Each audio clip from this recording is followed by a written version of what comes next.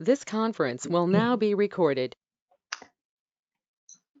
अद्य गुरुवासरः अथवा बृहस्पतिवासरः वैशाख कृष्ण नवमी दिनांक 3 जून 2021 केस पेपर पृष्ठ क्रमांक 4 शंखं चक्रं जलौकां ददमृतकं चारुदौर्भिश्चतुर्भिः सूक्ष्मस्वच्छातिहृद्यांशकपरिविलसन् मौलिनं भोजनेत्रं तालाम्भोदोज्ज्वलाङ्गं कटितटविलसच्चारुपीताम्बराढ्यं वन्दे धन्वन्तरिं तं निखिलगदवनप्रौढदावाग्निलीलम् प्रौढदावाग्निलीलम् ब्रह्मणो हि समारब्धाम् आत्रेयाद्येषु पूजिताम् अस्मदाचार्यपर्यन्तां वन्दे गुरुपरम्पराम् आयुर्वेदरतं वन्दे माधवाख्यं महागुरुम्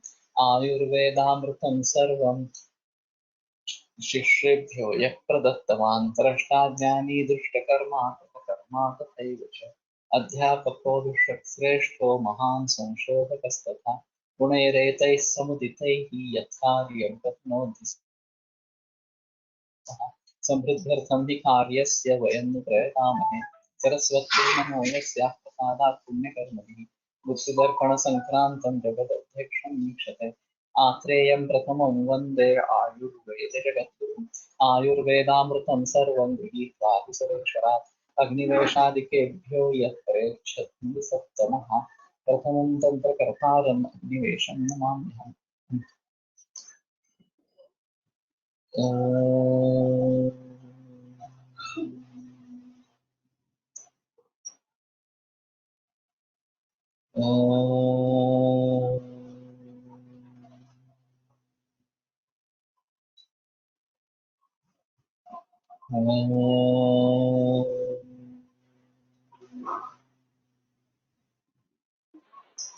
ओम शांति शांति शांति।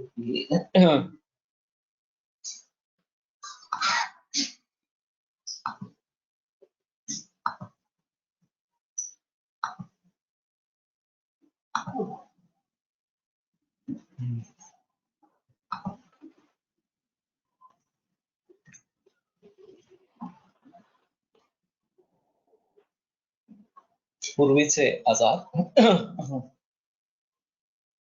तो कश्चिद् रोगस्य हेतुर्भूत्वा प्रशाम्यति न प्रशाम्यति चाप्यन्यं हेतुत्वं भूतेऽपि च एवं पृच्छक्रमान् दृश्यन्ते व्याधिसङ्कराः प्रयोगापरिशुद्धत्वात् तथैव तथा चान्योन्यसम्भवः।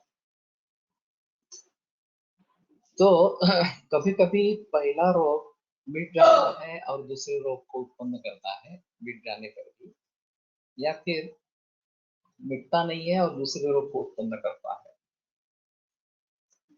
तो एवं कृच्छक्रमान् दृश्यन्ते व्याधिसङ्कराः, इस प्रकार से लोगों में कृच्छक्रम इस प्रकार से व्याधिसंकर दिखाई देते हैं। और प्रयोगापरिशुद्धत्वात् ये चरकाचार्य ने उसके बारे में स्पष्ट रूप से लिखा है कि ये प्रयोग का अपरिशुद्ध होने के कारण, अशुद्ध प्रयोग किए जाने के कारण इस प्रकार से पहले रोग से दूसरा रोग उत्पन्न होता है और कभी कभी पहला मिट जाता है, कभी कभी चालू भी रहता है इस प्रकार तथा चान्योन्य संभव और एक दूसरे से दूसरा रोग उत्पन्न होता रहता है। सतम मूल मूल एवं उपद्रव उपद्रव सबने कहा है। इसका मूल तम मूलम व्याधि है, मूलम यद दोष रूपम तन्मूलम यस्य मूलभूत दोषोपब्रूहित लब्ध बलश्च व्याधि उपद्रवम करो। ये सभी माधव निदान मधुपुष्टिका में आया है कि व्याधि का जो मूलभूत दोष है उसको अगर बल किसी तरीके से मिल गया तो वो उपद्रव निर्माण करता है और वो व्याधि का उपद्रव इस प्रकार का कहा जाता है। तो अभी इसका काफी प्रचलन है, ग्रंथों में इसके रेफरेंसेस है। तो तथा ग्रस्ता पात्र दिए थे किंवा कासाक्षं जायते क्षयः कासवृद्धः भवेत् श्वासः,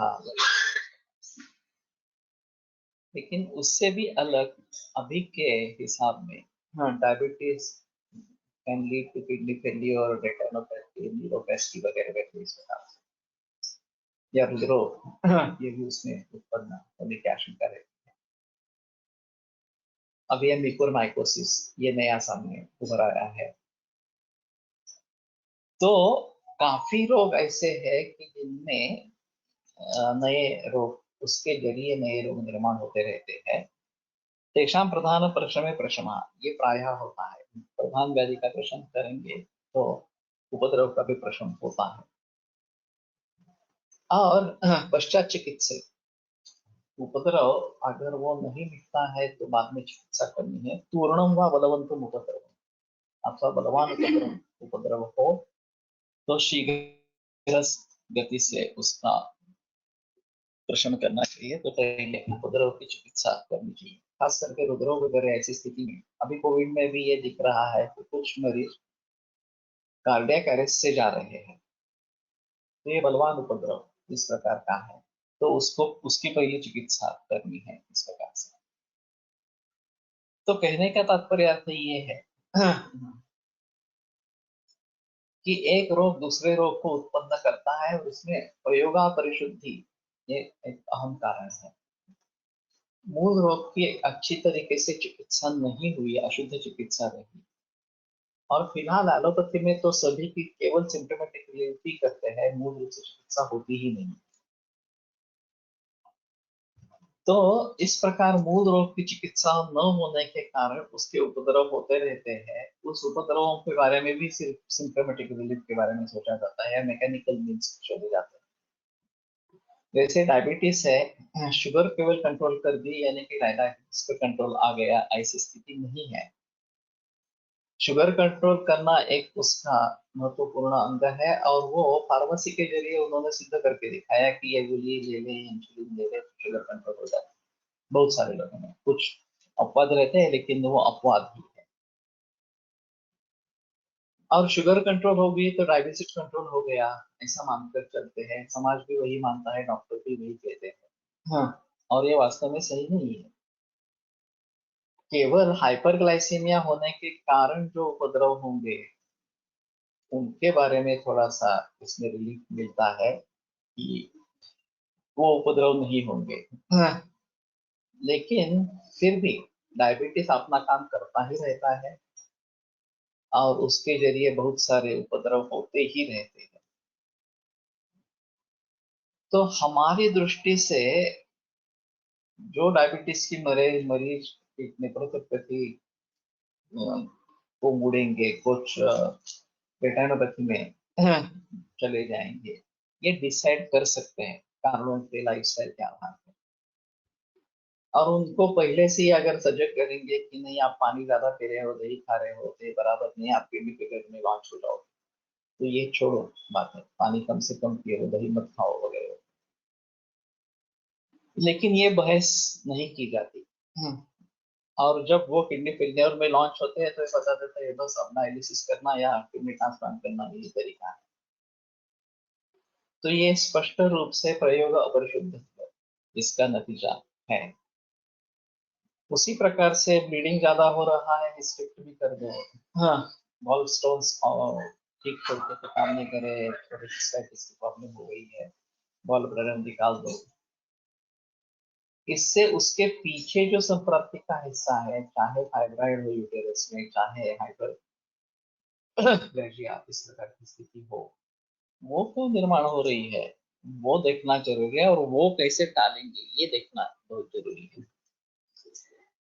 लेकिन उसके बारे में कोई बहस नहीं है क्योंकि ये सभी मुद्दे लाइफस्टाइल से जुड़े हैं और लाइफस्टाइल पर एलोपैथी उतरी ही नहीं है। हाँ, बोलते हैं कि लाइफस्टाइल डिसऑर्डर्स है, फिर भी कोई भी डॉक्टर ना के खुद लाइफस्टाइल पालता है, ना ही लोगों से पूछता है और ना ही उसमें बदलाव लाने के लिए सोचता है।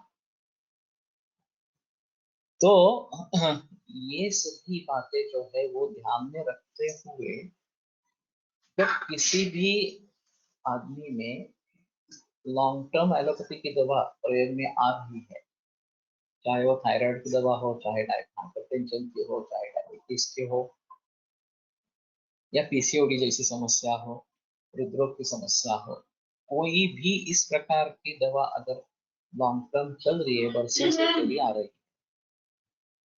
तो उसके दो अर्थ होते हैं। एक तो वो रोग पूरे तरीके से ठीक नहीं हुआ, वो अभी भी है, उसका केवल सिम्टम्स उन्होंने सिम्टोमेटिक रिलीफ दे दिया, तो उस रोग की भी चिकित्सा करनी है। और दूसरी बात, उससे जो उपद्रव होने वाले हैं, साइड इफेक्ट्स औषधियों की होने वाले हैं, उनके बारे में हमें सोचना है। जिनके साइड इफेक्ट्स क्लियरली नोन है, एस्पिरिन जैसे दवा के, उसके बारे में तो हम जरूर सोच सकते हैं, लेकिन जिसके बारे में हमें ज्यादा जानकारी नहीं है, तो उनके बारे में भी हमने हमें सोचना पड़ेगा। मैंने एक प्रयास थोड़ा सा किया था कि ये जो side effects of allopathic medicine जो है, खास करके जो ज्यादा प्रचलन में है, केमोथेरेपी बहुत नोन है, कैंसर के पेशेंट्स के लिए बहुत प्रचलन में है, और उसके बहुत सारे साइड इफेक्ट्स हैं। तो उनको हम कैसे कम कर सकते हैं? एक बात हो सकती है कि उनका डोज कम से कम रखना, तो साइड इफेक्ट्स कम से कम होंगे। डोज कम रखेंगे तो रोग पर काबू नहीं पा सकेंगे। और ये जो अभी दिखाते हैं कि ट्यूमर साइज कम हो गया, मार्कर्स कम हो गए वगैरह, ये नहीं दिखा पाए, और इसलिए फुल डोज देना है। और फुल डोज देना है तो फिर उसके साइड इफेक्ट्स होने ही वाले हैं, तो उसके साथ में कुछ दवाइयाँ देते रहते हैं और कहते हैं नहीं ये होते ही है साइड इफेक्ट्स, आपको सहन करना है, बस बाकी कुछ नहीं है उसमें। नौशिया, वोमिटिंग, लूज मोशंस, बुखार, फिर बाल झड़ना वगैरह वगैरह, बहुत सारे साइड इफेक्ट्स है इसके, केमोथेरेपी के। और ये सीधे बता देते हैं कि नहीं ये तो होते ही है, ये कोई अगर असर है तो बदअसर भी होगा ही। एक्शन और उसके साथ में साइड इफेक्ट होना, ये एक्शन है इसलिए तो साइड इफेक्ट्स है। आयुर्वेद में साइड इफेक्ट्स नहीं है क्योंकि उसमें इफेक्ट ही नहीं है। ये भी एक आयुर्वेद के लिए वो लोग बताते रहते हैं इस प्रकार से। तो शुद्ध चिकित्सा हो सकती है ये मालूम ही नहीं है आयुर्वेद। अब वैसे मैंने अनुपान के बारे में जिक्र किया था कि औषधि सेवन काल और अनुपान, इनके जरिए हम हमारे हिसाब में जो पॉसिबल साइड इफेक्ट्स है, जो अनवांटेड इफेक्ट्स है, उसको रोक सकते हैं। पित्त वृद्धि होती है तो घी का अनुपान प्रयोग करो, मधु का अनुपान प्रयोग करो वगैरह वगैरह, इसमें आंवले का मुरब्बा दे दो वगैरह वगैरह। ये जैसे हम सोच सकते हैं, वहाँ खाना खाने से पहले देना है, खाना खाने के बाद में देना है, खाने के बीच में देना है वगैरह। हमें जहाँ स्पेसिफिक एक्शन चाहिए उस काल में हम औषध दे सकते हैं, उसकी मात्रा निर्भर कर सकते हैं। हमारी मात्रा बॉडी वेट पर नहीं है, वो दोष के हाँ ऊपर है। दोष पर अपचार विशेष, अपचार विशेष से दोष प्रमाण विशेष निर्भर होता है, और दोषों के अनुसार मात्रा का निश्चय होता है। ये तो बॉडी वेट पे हमारी मात्रा है ही नहीं निर्भर इसका। तो ये बड़ा अजीब ताल्लुक है एलोपैथी में कि बॉडी वेट के ऊपर डोज जो है वो निश्चित किया जाता है। और फिर सीजन का कोई पता नहीं रहता, ग्रीष्म ऋतु है तो भी केमोथेरेपी रेडिएशन दे देते हैं। तो हमारे हिसाब में इफेक्ट ऑफ टाइम, इस प्रकार का कुछ अगर संशोधन होगा, और शीत ऋतु में केमोथेरेपी रेडिएशन अच्छे तरीके से सहन कर पाएंगे, वो ग्रीष्म या शरद में नहीं सहन कर पाएंगे। ये सीधा साधा लॉजिक है, उसमें कुछ ज्यादा दिमाग लड़ाने की जरूरत नहीं है। तो इन सभी के बारे में सोचना है। मेरी बात एक एमबीबीएस डॉक्टर जो विदेश से है उसकी हुई, यूजीन करके। और वो बोला कि मुझे इसमें ज्यादा दिलचस्पी नहीं है क्योंकि साइड इफेक्ट्स का प्रमाण कम है। इस तरीके से वो केमोथेरेपी की बात नहीं कर रहा था, बाकी औषधियों के साइड इफेक्ट्स के बारे में सोच रहा था।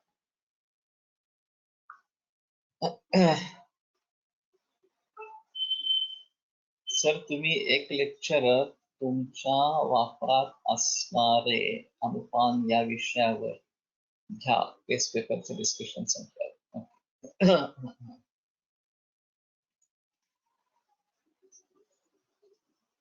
तो इसमें अहम मुद्दा है कि केवल सिम्टमेटिक रिलीफ से संतुष्ट नहीं होना है। हमें मूल रूप से किसी भी रोग की चिकित्सा करनी है, चाहे वो हृदरोग हो, चाहे हाइपरटेंशन हो, चाहे डायबिटीज हो, थायराइड की समस्या हो या और कुछ भी हो। तो कम से कम वैद्य और उनके परिवार के सदस्य इनकी तरफ तो ध्यान देना है, चाहे माता पिता हो, चाहे ससुर इस प्रकार के हो, या बाकी देवर वगैरह इस प्रकार के लोग हो घर में। तो उनकी अगर एलोपैथी की इस प्रकार की दवा चल रही है, किसी भी रोग के लिए कंटिन्यूस चल रही है लगातार, तो उसको कैसे ब्रेक करेंगे, उसको धीरे धीरे कम करके उसको बंद कैसे करेंगे, और लाइफस्टाइल से जुड़े ये सब विकार है, लाइफस्टाइल में सुधार लाकर मूल रूप से उनको कैसे सुधरेंगे, ये सोचना बहुत जरूरी है। और इससे अगर इम्यूनिटी बढ़ेगी, हाँ, हमारी दवाइयों से, तो फिर इन्फेक्शियस नॉन इन्फेक्शियस सभी तरीके के रोगों में हमें सफलता इस प्रकार की मिलेगी, हम प्रिवेंट कर सकेंगे उन रोगों को। तो कहने का तात्पर्य अर्थ ये है कि अगर पूर्व रूप में इस प्रकार से कोई बीमारियां हुई है, कोई रोग हुए है, दोर कांजिना का बारे में दातार गुरु ने बहुत बहस की है। और फिर ये जो उष्णता शरीर में संचित है, उसके लिए परिपणाधिकणा रजनी योग ये देना, ये उनका सुझाव है। और काफी मरीज ऐसे मिलते हैं कि जिनमें ये देने से ये उष्णता कम हो जाती है। अभी तो लेजर थर्मामीटर में अवेलेबल है, मैंने भी उसी के लिए लाके रखा था, अभी कोविड-19 में भी प्रयोग कर सकते हैं उसका। लेकिन यकृत प्लीहा का तापमान अभी हम ऑब्जेक्टिव पैरामीटर्स पर माप सकते हैं। और फिर ये रजनी योग और परिपणाधिकणा वगैरह देने के बाद वो टेम्परेचर कितने दिन में कितना कम हुआ, ये ऑब्जेक्टिव पैरामीटर्स के आधार पर रख सकते हैं। तो निदान में ये एक बात हो सकती है, या संहिता सिद्धांत में ये एक बात हो सकती है। एक अच्छा विषय इस प्रकार का रहेगा, आसान रहेगा ऑब्जेक्टिव पैरामीटर। दोष प्रमाण विशेषम उपचार विशेषण, ये भी एक अहम मुद्दा इस प्रकार का रहेगा। केस टेकिंग के जरिए दोषों का प्रमाण कितना होगा, उसमें बहुदोष से लिंगानी ये भी साथ में ले सकते हैं। तो कहने का तात्पर्य अर्थ ये है कि दौर कांजिणा के बारे में तो बताया गया है, हाँ, और दातार गुरु ने इसकी काफी बहस की है। यकृत प्लीहा का तापमान देखना और फिर उसके आधार पर चिकित्सा देते रहना, और वो कम हुआ है, बाकी सिम्टम्स कम हो गए, ये देखना, ये आवश्यक है। देवी के मरीज नहीं देखे जाते, और देवी के जो वर्ण होते हैं खासकर चेहरे पर, वो भी अभी कम हो गए, क्योंकि देवी कह सकते हैं कि समूल उच्चाटन उसका हो गया है।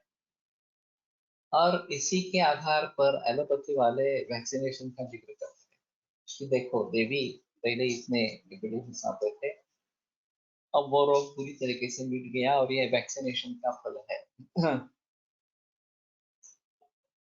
इस बात को मानकर भी अगर जनरल इम्यूनिटी बनी रहे, तो केवल देवी से ही नहीं सभी रोगों से छुटकारा होगा। और जब जनरल इम्यूनिटी के बारे में एलोपैथी में कुछ बहस है नहीं, क्योंकि वो लाइफस्टाइल पर निर्भर है, वो खाना पीना और ये योग व्यायाम इसके ऊपर निर्भर है।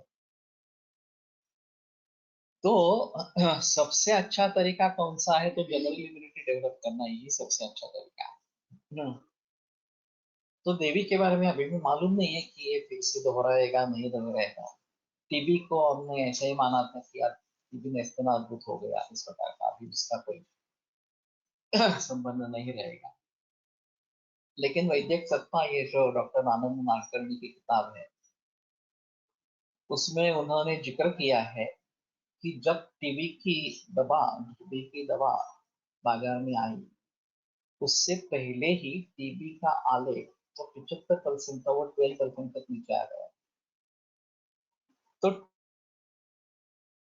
टीबी की दवा का टीबी कंट्रोल में कोई रोल नहीं है, ये केवल अमेरिका की समृद्धि, यही उसका कारण था। और फिर ये बीसीजी वगैरह चलता रहा, अभी भी चलता आ रहा है। और फिर भी जैसे एड्स उभर आया वैसे टीबी फिर से उभर आया, और एड्स के सारे मरीज टीबी होकर ही मरते हैं। तो कहने का तात्पर्य अर्थ है कि हमें जनरल इम्यूनिटी पर ज्यादा बहस करनी है, जब जनरल इम्यूनिटी पर ज्यादा जोर करना है, तो देवी हो, टीबी हो, या फिर स्मॉल पॉक्स वगैरह वगैरह, जो हेपेटाइटिस बी वगैरह वगैरह जो सब है, हाँ, उनके बारे में इस प्रकार का सोचना पड़ेगा। तो जनरल इम्यूनिटी बढ़ाकर इनके ऊपर काबू पाए, यही सबसे अच्छा इस प्रकार का उपाय है। मलेरिया के ज्यादा मरीज दिखते नहीं है, लेकिन गुणेश शास्त्री ने काफी इसकी बहस की है। और उस जमाने में मलेरिया बहुत बड़े पैमाने पर बार बार आता था, और फिर ये विनाइन वगैरह जैसी दवाइयाँ बार बार इस्तेमाल में आती थी, ब्याह वृद्धि होती थी, अशक्ति रहती थी, बुखार रहता था वगैरह वगैरह। तो उन्होंने उसके बारे में काफी जिक्र किया है कि ऐसे मरीजों को कैसे ट्रीट करें। तो अभी मलेरिया का उतना प्रचलन तो नहीं है, लेकिन ये स्वाइन फ्लू, डेंगू, अभी तक कोविड-19 और आगे भी आते रहेंगे इस प्रकार के जो बीमारियां हैं। और इसमें खासियत है कि हाँ, वायरस से उत्पन्न अगर बीमारियां हैं तो वायरस अपना स्वरूप बदलता रहता है, म्यूटेट होता है, इसलिए वैक्सीनेशन का उतना महत्व नहीं रहेगा। बैक्टीरिया में ये परिवर्तन उतना नहीं होता, रेजिस्टिविटी आ जाती है, लेकिन मूल स्वरूप ही बदल गया, ऐसा नहीं होता। तो इनके वैक्सीनेशन के प्रचलन में सफलता काफी मिली है, लेकिन ये वायरस के बारे में नहीं हो सकेगा।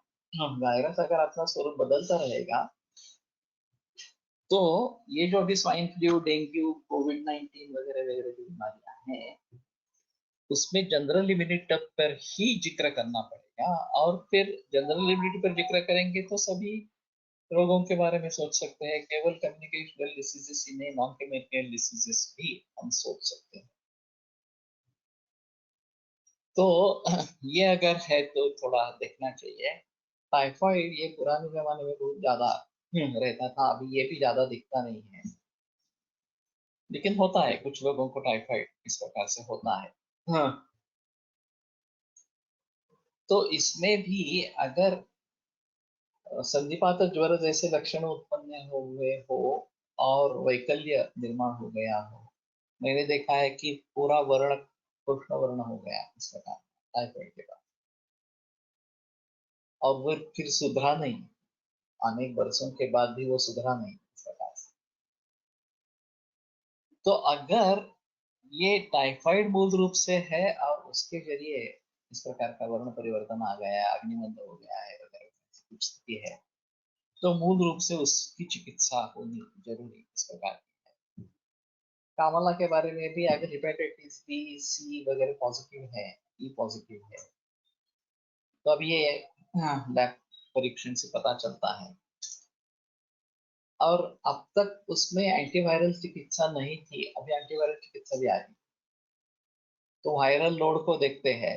हाँ, और फिर एंटीवायरल ट्रीटमेंट देकर वायरल लोड कैसे कम हुआ और कैसे राहत मिली, ये एलोपैथी बताती रही।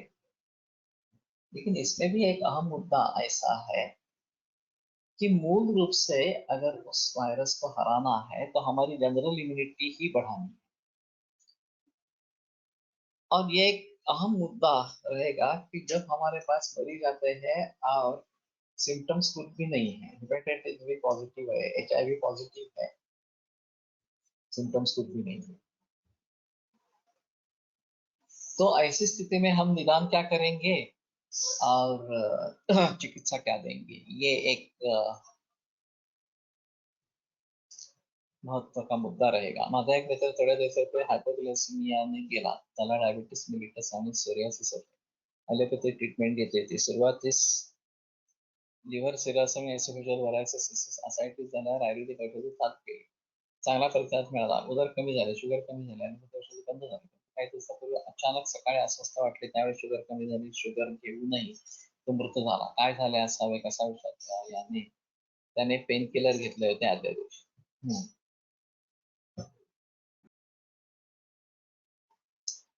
इसमें अगर दोष मर्मगत हो जाते हैं, ये पॉसिबिलिटी होती है, और मध्यगम रोग मार्ग में अगर तो दोष है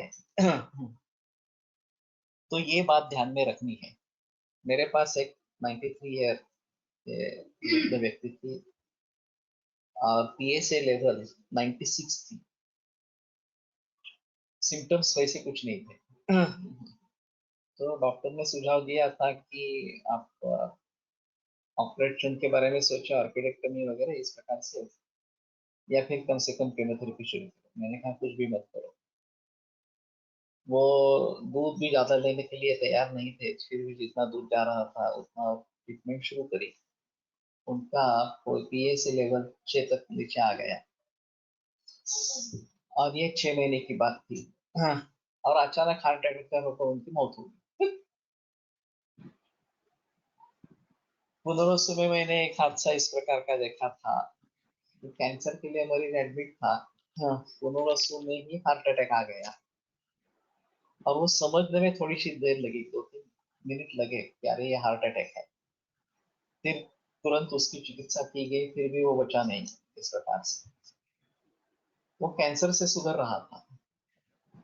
तो ये बात थोड़ी ध्यान में रखनी पड़ेगी कि हृदयावरण इस तरीके से घृत का प्रयोग करते रहना जरूरी इस प्रकार का.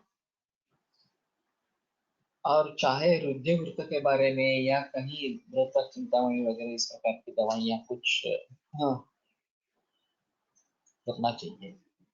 शुगर कमी कशी झाली कशावरून ठरवले, ये हाइपोग्लाइसेमिया के मरीज दिखते हैं और शुगर देने से तुरंत सुधर भी जाते हैं, ऐसा है. शुगर टेस्ट करेंगे तो हो सकता है, लेकिन शुगर टेस्ट नहीं करेंगे तो भी उपशय अनुपशय के जरिए अगर शुगर देने के बाद ठीक हो जाते हैं तो समझ लेना चाहिए कि ठीक है. हाँ. हार्ट फेल झाले से वही है, उसका शुगर कम ज्यादा होने का संबंध नहीं है, ये हृदरोग इसी प्रकार का. हाँ. मैंने एक अजीब केस ऐसी देखी थी. रात 3 बजे मुझे बुलावा आ गया कि गर्भिणी अवस्था थी, बहुत सारा मीठा खा रही थी और अचानक चक्कर, मूर्छा जैसी अवस्था हो गई. तो मैंने कुछ दवाइयाँ दी. हाँ. सुवर्ण चक्कर धर्मासा वगैरह इसका ऐसा उनको कहा कि शुगर चेक करो सुबह. वो मोरावले में दी थी मैंने दवा पी. सुबह शुगर चेक की तो वो 50 वगैरह ऐसी कुछ. हाँ. इसमें दोनों तरीके की संभावना हो सकती थी, शुगर ज्यादा भी आ सकती थी और कम भी आ सकती थी. तो ये अजीब थोड़ा सा मामला है. वो बच गई, आगे डिलीवरी भी हो गई, उसमें उसमें प्रॉब्लम नहीं हुआ.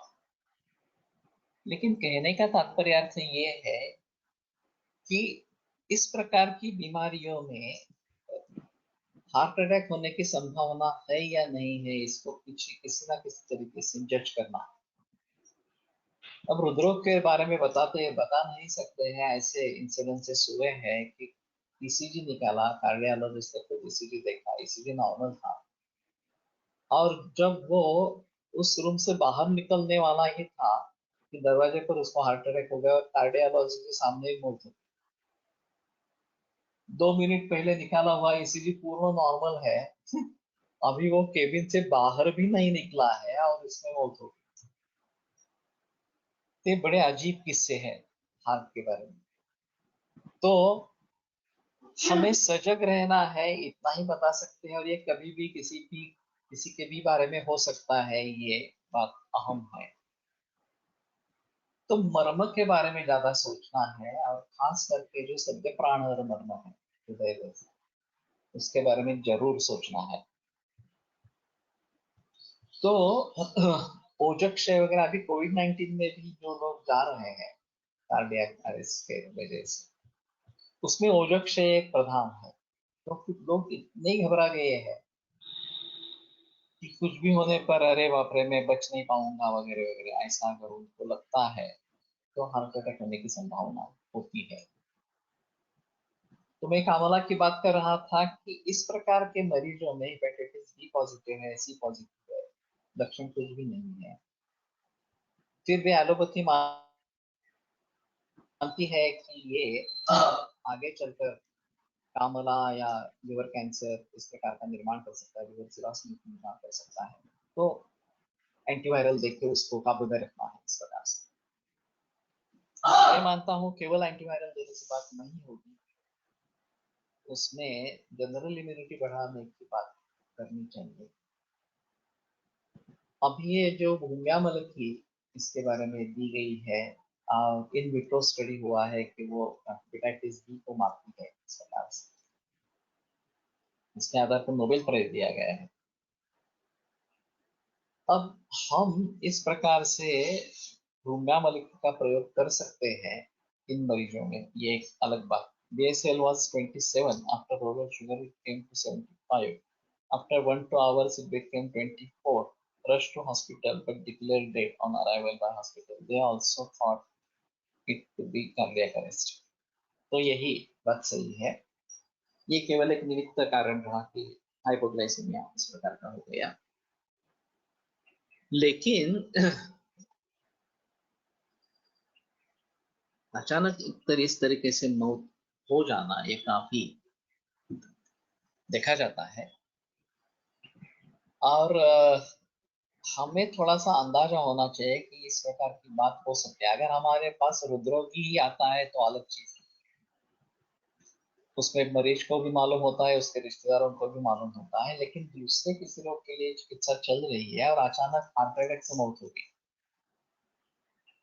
तो ये समझ में कैसे नहीं आया, ये एक बात होती है। तो जिसमें इसमें आशंका होती है, अगर सांस फूलना खासकर से सीढ़ियां चढ़ने पर ये फूलता है, सांस फूलती है, तो थोड़ा सजग होना है। जनरली लिपिड प्रोफाइल वगैरह सब तो किए जाते हैं, लेकिन अभी मेरे ख्याल में होमोसिस्टीन ये परीक्षण करवा लेना जरूरी है, और वो B12 के साथ करवा लेना चाहिए, क्योंकि B12 अगर कम है तो भी होमोसिस्टीन बढ़ता है, तो दोनों साथ में करेंगे और B12 नॉर्मल है और होमोसिस्टीन ज्यादा है तो सर्कुलेशन का प्रॉब्लम है ऐसा समझ लेंगे। बेटर ऑप्शन जो है वो एंजियोग्राफी के बजाय थैलियम स्कैन करवाना, क्योंकि इसमें पूरे हार्ट का सर्कुलेशन कैसा है इसके बारे में जानकारी मिलती है, और उसमें से हम बाईपास के लिए नहीं ले जा सकते, एंजियोग्राफी एंजियोप्लास्टी के लिए नहीं ले जा सकते, फिर भी ये बेटर ऑप्शन है। हृदयावरण चिकित्सेमध्ये काय करावं व कोणाला करावी, रेमडेसिवीर दिलेल्याना अशा चिकित्सेची गरज आहे का? जरूर है। तो अभी ये दौर्बल्य जो है कोविड-19 में, इसमें मैंने बृहत्पाद चिंतामणि का प्रयोग ज्यादा किया है, और बृहत्पाद चिंतामणि एक अच्छी दवा इसके लिए भी है, हृदरोग के लिए भी अच्छी दवा है, तो शायद उसके बारे में सोच सकेंगे कि बृहत्पाद चिंतामणि मकरध्वज इस प्रकार की दवाइयों का प्रयोग करेंगे अगर कोविड-19 में, या बाद में करते रहेंगे, तो शायद उनको हम बचा पाएंगे, हृदरोग होने से रोक पाएंगे। एखाद्याचा मृत्यू कालनियत असू शकतो, प्रत्येक वेळी काही झालेच असे नाही, असे असू शकते का? असल्यास हा अकस्मात झालेला मृत्यू शारीरिक बिघाडामुळे नसून त्याच्या आयुष्य संपल्याने आहे असे कशावरून ठरवता येईल? एकोत्तर मृत्यु शतम ब्रुवते वेदवादिना, ये संग्रह में आया है कि 101 मृत्यु होते हैं, तत्र एक कालजन, सिर्फ उसमें एक ही कालज मृत्यु, बाकी सब अकालज मृत्यु है। और तो ये पॉसिबिलिटी 100 में एक इतनी रहेगी, 100 में एक इतनी रहेगी, और पता लगना काफी मुश्किल है। 1500 में जो हादसा हुआ था उसमें वमन दिया था, वमन हुआ ही नहीं, विरेचन होता रहा रात तक, 9-10 बजे तक विरेचन होता रहा। युवा विवाहिता थी और केवल कंसेप्शन के पूर्व इस प्रकार से पंचकर्म कर रहे थे। और फिर सडनली रात 10 बजे उसकी डेथ हो गई। मुकदमा चला। अच्छी बात रही कि मुकदमे में सिद्ध नहीं हुआ कि ये लापरवाही है, और डेथ हो गया ऐसा किसी भी सोचा भी नहीं था। अब उसके पति का कहना था कि उसको किसी ज्योतिष ने कहा था कि तुम्हारी कुछ प्रिय वस्तु खो बैठोगी, और वो बाद में पछता रहा था कि मुझे ध्यान में नहीं आया मेरी सबसे प्रिय वस्तु मेरी भाग में पत्नी है, उसको मैं खो बैठूंगा इस प्रकार से। अब वो तो मुकदमा चलाना नहीं चाहता था, फिर उसके कुछ रिलेटिव्स वगैरह उन्होंने मुकदमा चलाया। तो ये अजीब बात है कि लापरवाही ये कारण है। अगर मुकदमा इस प्रकार का चलता है और लापरवाही सिद्ध नहीं होती है तो आगे सजा होने का कोई नहीं रहता। लेकिन ये कैसे पता चले कि इसका मृत्यु है? अभी ज्योतिष की सहायता कुछ हद तक ले सकते हैं, लेकिन हर मरीज में हम इस प्रकार के तो सोचेंगे नहीं ना कि अरे इसकी मृत्यु हो सकती है क्या, पहले देखे और फिर ट्रीटमेंट आरंभ करे इस प्रकार से। ये काफी मुश्किल है। तो पोक्सोइड रुग्णात पक्षाघात, हृदरोग, त्वकविकार सारखे व्याधी घेऊन येत आहेत, यांच्यामध्ये स्नेहपान करून सर्रास विरेचन रक्तमोक्षण करावे का? अगर शोधनार्ह है रुग्ण तो करो। मूल तत्वों को कभी मत अनदेखा करो। मूल तत्व जो है शोधनार्ह अगर है व्यक्ति तो ही शोधन करो, नहीं तो शोधन का ही जिक्र करो। ये एक है। दुधाने वेफर्स से ओनरचा पण असाच झाला होता, कार्डियक प्रॉब्लेम होता। तुम्ही आउट ऑफ स्टेशन असल्याने मी होम विजिट करून औषधं दिली होती। पेशंट मध्ये इम्प्रुव्हमेंट झाली, नंतर 15 डेजने तुमच्या सोबत मी पण होम विजिट साठी आलो होतो। नंतर 3-4 फॉलोअप त्यांनी सदाशिव पेठेच्या क्लिनिकला दिले। पेशंटला खूप उपशय होता आणि 4-5 मंथ मध्ये सडन MI ने पेशेंट की डेथ झाली। तो उसमें ऐसा है ना, बुधानी वेफर्स काफी फेमस है और मैंने उनकी फैक्ट्री देखी है जो दुकान के नीचे है। बिल्कुल पूरा था ऑटोमेटेड। इस प्रकार से एक तरीके से ये आलू आते हैं, बड़ी मात्रा में आते हैं, और दूसरी तरफ से पूरा प्रोसेस होकर वेफर्स बाहर निकलते हैं पैक। तो ये इंस्ट्रूमेंटेशन का एक अजीब नमूना इस प्रकार का है। वो आलू को धोना, उसका जो त्वक है वो निकाल देना, फिर उसको पकाना वगैरह वगैरह, जो भी चीजें है वो सब ऑटोमेटिक होती है। तो स्ट्रेस इसमें काफी ज्यादा है। जितना बड़ा कारोबार, जितना बड़ा धंधा, उतनी स्ट्रेस बहुत ज्यादा इस प्रकार की होती रहती है। अब स्ट्रेस कब हावी हो जाए ये पता नहीं लगता था कि अचानक बहुत स्ट्रेस बढ़ गया तो मृत्यु हो सकती है। तो अभी इस प्रकार के इन्वेस्टिगेशंस के जरिए अगर हम कुछ सोच सकते हैं कि इसमें गंभीरता है, मृत्यु होने के चांसेस है, हार्ट अटैक आने के चांसेस है, तो शायद कुछ बात बने और हम थोड़ा सजग इस प्रकार से रहे। लेकिन ये तो काफी मुश्किल है। मैं ये हृदय मित्रवटी दवा करके रखता हूँ साथ में रखने के लिए, और ऐसे कुछ लक्षण मिले तो तुरंत वो गोली खानी है, ऐसा बताता हूँ। लेकिन फिर भी हमारा एक अलग अनुभव इस प्रकार का रहा।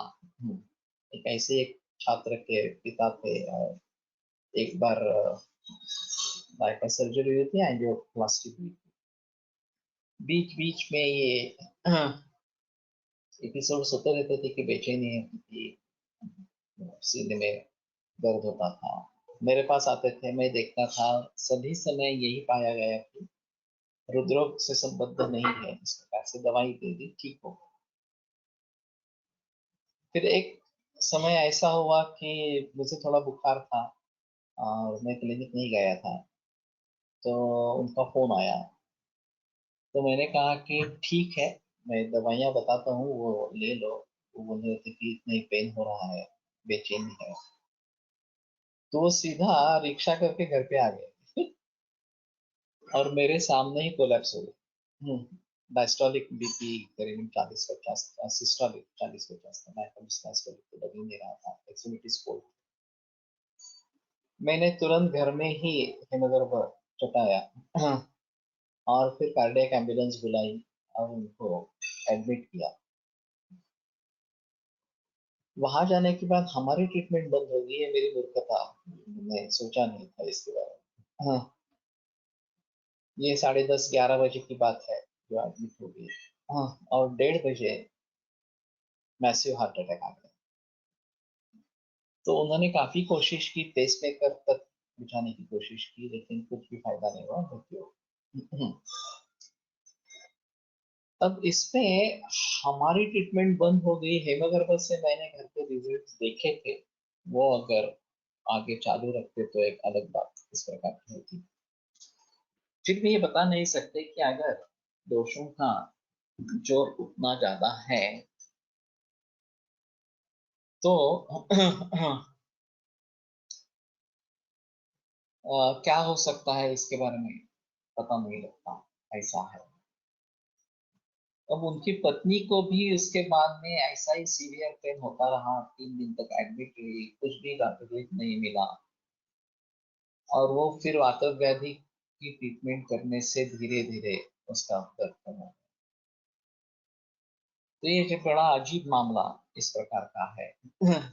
और कैसे इन सभी के बारे में सोचेंगे, क्या ट्रीटमेंट करेंगे, ये एक अजीब चीज है। थैलियम स्कैन करके है, एंजियोग्राफी के बजाय THALIUM, या मायोकार्डियल परफ्यूजन स्टडी। तो इसमें two Ayurvedic doctors are doing Rakta Moksha to every patient of COVID with starting of Ayurvedic medicines and getting good results. In Karnataka, one of the patient not done Rakta Moksha died of cardiac arrest afterwards. They insisted Rakta Moksha in this second wave especially. तो ठीक है, इसके बारे में सोचना जरूरी इस प्रकार का होगा। अब ये जो लंग फाइब्रोसिस की बात हो रही है, रक्तस्खलन इस प्रकार की बात हो रही है, तो जैसे मैंने कहा कि उरक्षता के बारे में सोचना है, रक्तपित्त के बारे में सोचना है, और इसके जरिए नाक्षा और ये कुमलनालोचक शाक अभी मैं प्रयोग में ला रहा हूँ, वासा का प्रयोग कर रहा हूँ, अमृत प्राशकृत का प्रयोग कर रहा हूँ। अरिष्टामते यम नरम सहसा रोगो दुर्बलम परिमुच्यते संशय प्राप्त मात्रेयो जीवितं तस्य मन्यते, या किसी से आशा रखा से अरिष्ट कैसे ओळखावे। तो अगर रोगी दुर्बल है और रोग निकल जाता है तो संशय प्राप्त जीवित है। एक तरीके से रोग ठीक हुआ ऐसे ही मानते हैं, लेकिन दुर्बलता गई नहीं है। तो दुर्बलता जाए तब जाएगी ये खाना वगैरह, अग्नि सुधर कर खाना सुधरेगा तो दुर्बलता जाएगी। तो इसके बारे में काफी बहस करना जरूरी है। ये लोग अभी अंडा देना वगैरह शुरू कर देते हैं और फिर ये बड़ी मुसीबत का मामला है। कमलनाल क्षार तैयार मिळते का, कोणत्या कंपनीचा आहे? मनकर्णिका के में मिलता है और उन्हीं का शायद प्रोडक्शन है, सेंचुरी का। तो थैलियम स्कैन THALIUM और मायोकार्डियल परफ्यूजन स्टडी इस प्रकार का है। पुणे में केवल स्पेक लैब में पहले करती थी डॉक्टर सोलाव, अभी रूबी हॉल में और दीनानाथ में भी ये उपलब्ध है। लेकिन ये सुझाव डॉक्टरों से नहीं आते हैं। हाँ, ये सुझाव हम वैद्य ही देते हैं, थैलियम स्कैन करवाना इस प्रकार से। तो उसमें पूरे सर्कुलेशन के बारे में पता चलता है। और अगर कुछ तकलीफ है तो फिर ये रिपीट कर सकते हैं 6 महीने के बाद, बरस के बाद, और उसमें सुधार हुआ है नहीं हुआ ये देख सकते हैं। रिवर्सिंग हार्ट डिसीज, ये जो डी नार्निश की किताब है, उनके अनुसार रिवर्सल शुरू होने में 1 बरस लगता है और 1 बरस में हार्ट अटैक के चांसेस रहते हैं। वहां तो दवाइयों का प्रयोग नहीं है, सिर्फ लाइफस्टाइल और योगा का प्रयोग। और 5 बरस तक ये लाइफस्टाइल और योग को फॉलो करने के बाद कोलेटरल्स डेवलप हो जाते हैं और आदमी ठीक हो जाता है, ऐसा उनका कहना है। नाना जोशींनी अगोदर सुरुवातीलाच सांगितले होते की प्रथम वमन देऊन रक्तमोक्षण करावे, विष विचार करून प्रथम आमाशयगत विषाचे वमनाने निरहरण होते व जे थोडे पुढे रक्तात गेले असेल ते रक्तमोक्षण करून काढा। लेकिन मैं अभी भी नहीं मानता कि एक इसका प्रोटोकॉल या प्रोटोटाइप बनाए। आयुर्वेद की चिकित्सा सर्वांगीण चिकित्सा है, सभी बातों को ध्यान में रखते हुए चिकित्सा करनी है। केवल ये ऐसा वमन देना है, रक्त मोक्षण करना है, विरेचन देना है, इस प्रकार से मत सोचो। रुग्ण की अवस्था विरेचन देने योग्य, रक्त मोक्षण करने के योग्य है या नहीं, ये पहले जज करो और फिर वो अगर योग्य है तो करो, उसमें कोई प्रॉब्लम नहीं है। तो कहने का तात्पर्य अर्थ ये है कि सभी दृष्टि से विचार करके निर्णय करो, केवल एक प्रोटोटाइप इस प्रकार का विचार मत करो। तो ठीक है, हम कामला के बारे में बात कर रहे थे और हेपेटाइटिस बी सी पॉजिटिव होना ये एक अहम मुद्दा वहां पे दिखता है और फिर वो निगेटिव होने तक ये प्रयास करता रहना पड़ता है। मैंने बेंगलोर में एक अजीब अनुभव देखा था।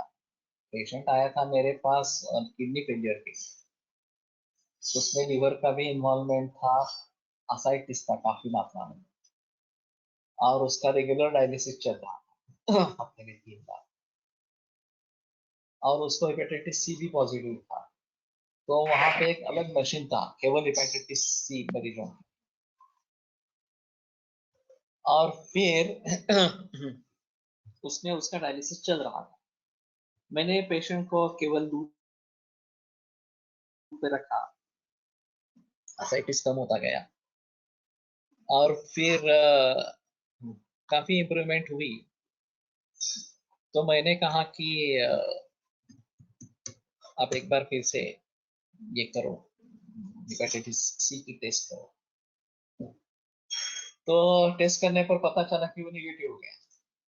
अब ये डॉक्टर बहस करने लगा कि मैं रिपोर्ट नहीं दूंगा। तो मैंने पूछा क्यों? तो बोले नहीं, ऐसा होता ही नहीं है हमने कभी देखा भी नहीं है कि हेपेटाइटिस सी निगेटिव हो गया इस प्रकार से। और अगर मुझसे कुछ गलती हुई हो और मैंने इस प्रकार का रिपोर्ट दे दिया हो और उसको शिफ्ट करेंगे नॉर्मल मशीन पर, हेपेटाइटिस सी से निकाल देंगे उसको, और ये अगर इन्फेक्टेड है तो दूसरों को इन्फेक्ट करेगा, और इसी मशीन पर चालू रखेंगे तो फिर से इन्फेक्ट हो जाएगा। तो मैंने कहा कि तुमने ही रिपोर्ट किया है, अब तुम्हारा तुम पर ही विश्वास नहीं है, ये कैसी बात हो सकती है? बाद में उसने रिपोर्ट दिया वो एक्चुअली, लेकिन वो मरीज डिसकंटिन्यू हो गया। आगे आगे क्या हुआ मुझे पता नहीं चला इसके बारे में, और मुझे वो रिपोर्ट चाहिए था, पहला वाला और निगेटिव वाला, क्योंकि ये अहम बात है। अगर एलोपैथी में ये होता ही नहीं है ऐसा इनका कहना है, तो मेरे पास अगर इस प्रकार का एलोपैथी का ही सबूत है तो बड़ी बात है इस प्रकार से। तो मैंने उनके बारे में जिक्र की। तो जब तक ये निगेटिव नहीं होता है तब तक हमें प्रयास करते रहने चाहिए। ये 4-6 महीने में भी हो सकता है, 4-5 बरस भी लग सकते हैं। ये डॉर्मेंट वैसे 10-10 बरस तक डॉर्मेंट रह सकता है, ऐसा एलोपैथी का कहना है। तो ये काफी मुश्किल है कि कब ये निगेटिव हो जाएगा। 6-6 महीने के बाद करते रहेंगे तो भी ठीक है। हेपेटाइटिस बी के वैसे थोड़े जल्दी होते हैं, इस प्रकार से 6 महीने या 1-2 बरस में हो सकते हैं। दौर्बल्य हे मेन लक्षण आहे पोस्ट कोविड पेशंट्स मध्ये, त्यामुळे पेशंटला कर्म करू नये असे वाटते। एकदा दौर्बल्य गेल्यावर पंचकर्म विचार करता येईल असं वाटतं। देखिए मैं क्या कह रहा हूँ कि सभी दृष्टि से विचार करो, केवल किसी बहकावे में मत आओ कि ये करना है तो करना ही है इस प्रकार से।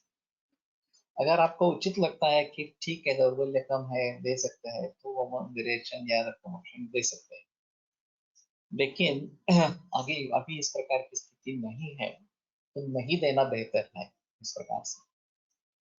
लेकिन हृदरोग के लिए कुछ ना कुछ दवा चालू रखे, ये अहम मुद्दा है। चाहे प्रभाकर वटी दे दो, चाहे बृहस्पति चिंतामणि दे दो, चाहे मकर दे दो या और कुछ इसके बारे में सोचो, लेकिन ये दौर्बल्य है और हृदयाभिघात होता है तो ये मौत का घाटी उतार सकता है, ये बात ध्यान में रखनी है। तो इन प्रकार के मरीजों में कैसे हमें मार्ग निकालना है? तो मैं समझता हूँ कि जो हेपेटाइटिस बी पॉजिटिव वगैरह जो है, इसमें एक तो व्यभिचारी हेतु, या अभी इसको व्यभिचारी लक्षण कह सकते हैं, ये हम मुद्दा अलग मुद्दा रहेगा कि सिम्टम्स इस प्रकार के हैं लेकिन अ, वास्तविक लक्षण कुछ भी नहीं है। तो जैसा व्यभिचारी हेतु है वैसा इसको हम व्यभिचारी लक्षण इस प्रकार से कहेंगे। दूसरी बात ऐसी है कि व्यभिचारी हेतु को ढूंढने की कोशिश करें हमारे हिस्ट्री के अनुसार। और अगर व्यभिचारी हेतु सामने आते हैं जैसे कि दही है या फिर अचार वगैरह है, तली हुई चीजें हैं, तो उन हेतुओं के आधार पर हेतु प्रत्यय की चिकित्सा दे सकते हैं। तीसरी चीज जो है वो दातार गुरुजी के अनुसार परीक्षण करो, उदर परीक्षण, और उसमें पता चलता है कि यकृत पार्थिव ज्यादा है या आकाशीय नाथ है, तो उसे इसके हिसाब से का भी देना है, वसंत कुसुमाकर देना है, जटामासी देनी है वगैरह। तो ये एक तरीका हो सकता है। और चौथा तरीका है कि पंचकर्म करो और रसायन चिकित्सा करो। अगर कुछ भी समझ में नहीं आ रहा तो पंचकर्म करो और रसायन चिकित्सा करो। प्रतिकार शक्ति जैसे बढ़ेगी वैसे अपने आप हेपेटाइटिस बी सी कोई भी हो तो उसके ऊपर पक्का पा सकेंगे। तो जिन रोगों का निदान इस प्रकार से एलोपैथी में किया गया है और सिम्टम्स कुछ भी नहीं है, उन सभी में इसी प्रकार से सोचना बेहतर इस प्रकार का होगा। और फिर ये फिलेंथस निरिडिया भूम्यामलकी वगैरह का प्रयोग एक अलग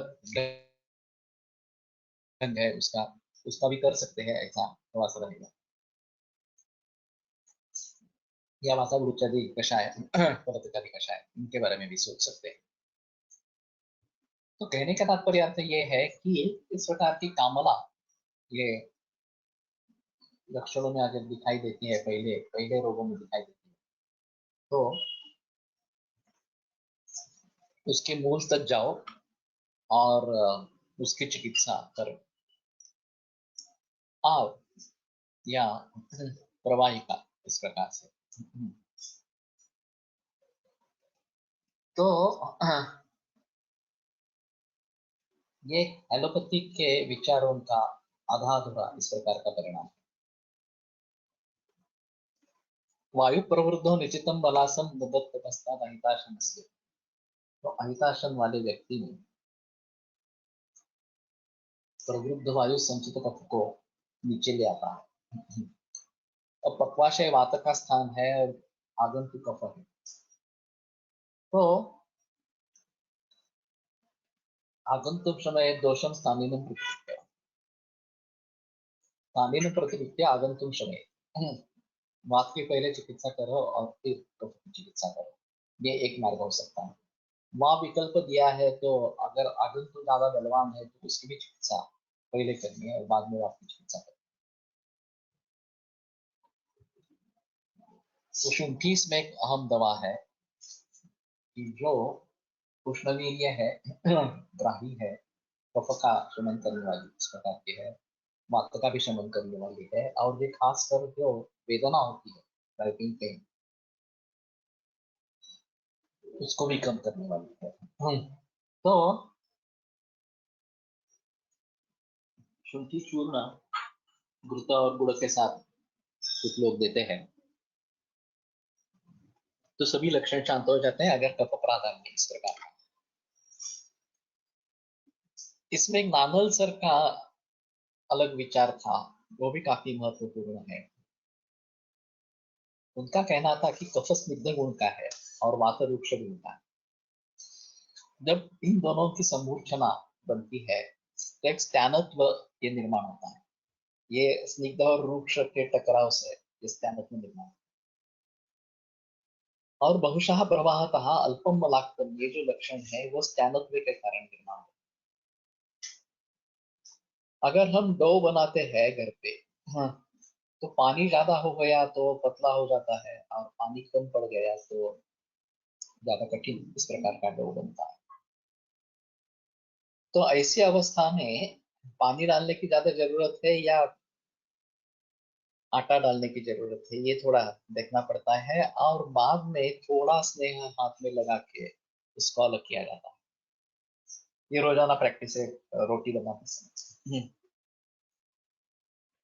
तो उसी विचार को ध्यान में रखते हुए अगर वात प्राधान्य है तो स्नेह प्रधान चिकित्सा जो इस प्रकार से चिपके हुए कफ को निकालेगी, तो एरंड स्नेह का प्रयोग किया जाता है, खास करके शुंठिक के साथ। और इसमें दस्त होकर अगर ये निकल जाता है, कफ निकल जाता है, तो भी राहत मिलती है। और बार बार जाना पड़ता है लेकिन थोड़ा ही मल आता है, तो ये एरंड स्नेह का प्रयोग ज्यादा अच्छा है। और अगर जाने का जो है वो कम है लेकिन पेन है या फिर कफ ज्यादा निकल रहा है, तो शुंठी का प्रयोग ज्यादा अच्छा इस प्रकार का है। लेकिन यहाँ जैसे स्निग्ध और रूक्ष द्वंद्व के बारे में सोचते हैं, उसी प्रकार बाकी सभी द्वंद्वों के बारे में भी सोचना जरूरी है। शीत उष्ण या फिर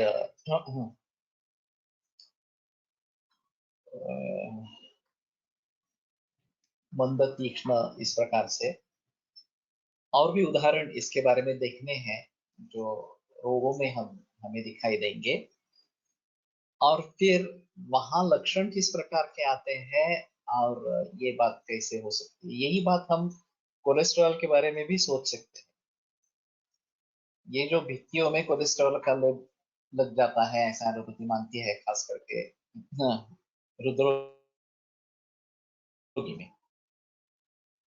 तो इसके बारे में भी ये विस्कोसिटी क्यों बढ़ती है, और विस्कोसिटी बढ़ने से ये पूरा भित्ति को अंदर से लेप हो जाता है कोलेस्ट्रॉल का, एलडीएल का, और फिर उसके जरिए हार्ट अटैक की संभावना रहती है।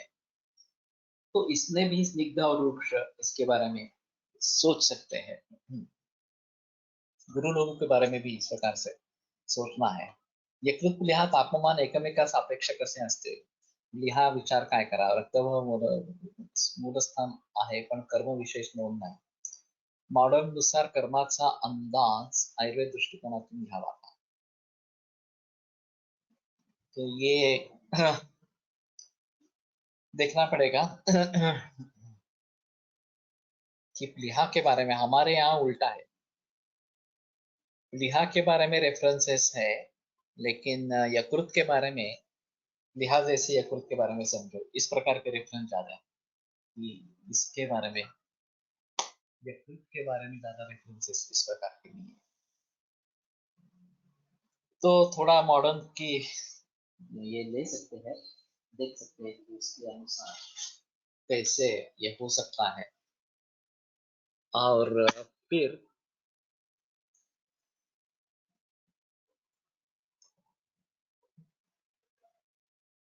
उसके बारे में थोड़ा सोचेंगे।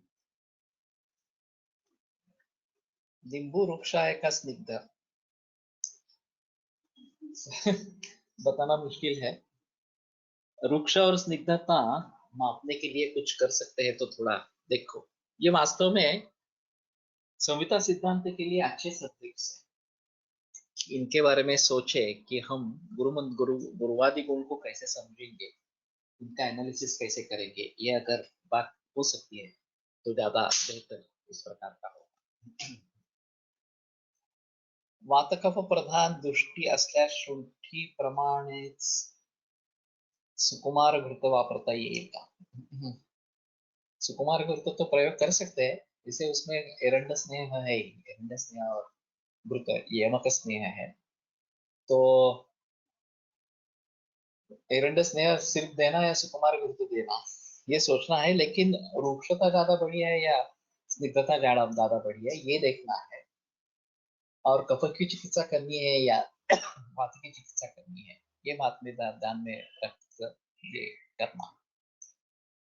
ठीक है, अभी यहीं पे रुकते हैं। आयुर्वेद प्रकांड निगदितैः शल्यतंत्र प्रधानः शिष्येभ्यः शाश्वतोऽयं निखिलजनकृपा व्याप्तचित्तेन येन आयुर्वेदस्य वाञ्छन् पुनरपि भुवने ताञ्च सुष्ठु प्रतिष्ठा श्रेष्ठं धन्वन्तरिं तं प्रणमति च सदा वैद्यवर्गो हिन्दं वैद्यवर्गो हि मूलम्। विरम्यते व्याख्याने व्यापारात् श्वः पुनरपि मिलिष्यामः। हाँ, ये अच्छा रेफरन्स है। मधुरपासून कषायापर्यंत क्रमाने स्निग्धता कमी होत असावा, उसके बारे में स्पष्ट निर्देश है। गुरु लघु उष्ण शीत के बारे में है, स्निग्ध वृक्ष के बारे में है या थोड़ा देखना चाहिए। तैले तू लिंबू बिंबिष्णि अब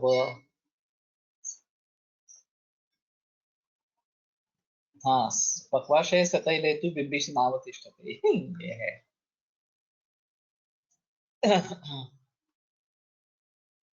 ओम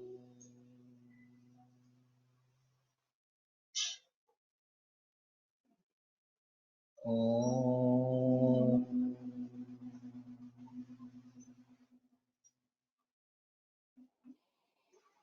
ओम ओम शांति शांति शांति। निम्बुकम् अम्लं वातघ्नं दीपनं पाचनं लघु निम्बकं कर्मे समूह नाशनं तीक्ष्णम् अम्लं उदरग्रहापहम्। वातपित्त कफ शूलिने हितं कफनष्ट रुचिरोचनं परम् त्रिदोष वह्निक्षयवात रोग निपीडितानां विषमं विभिन्नानां उन्नानले तदुदे प्रदेयं विसूचिकायां मुनयो वदन्ति। इसमें स्निग्ध वृक्ष के बारे में कोई बात नहीं है। तो मुश्किल है थोड़ा सा देखना, बाकी निघंटु में अगर कुछ आया है तो उसके बारे में सोचिए। विरम्यते व्याख्यान व्यापारात् श्वः पुनरपि मिलिष्यामः। 4 वाजता आज मेरा एक लेक्चर है 4 बजे। ये ज्ञान प्रबोधिनी का ग्रुप है, वैद्यों का और डॉक्टरों का।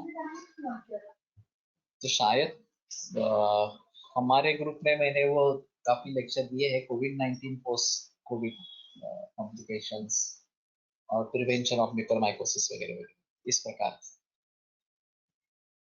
तो मैं शेयर करूंगा, लाइव भी होगा यूट्यूब पर, और 100 लोग तो वैसे भी भर जाएंगे। तो नहीं तो यूट्यूब में जाकर देखो, अगर जिनको सुनना है। जिन्होंने पहले लेक्चर सुने हैं उसके लिए अलग कुछ नहीं रहेगा ऐसा मुझे लगता है। फिर भी ठीक है, अगर आप ज्वाइन होना चाहते हैं तो कर सकते हैं।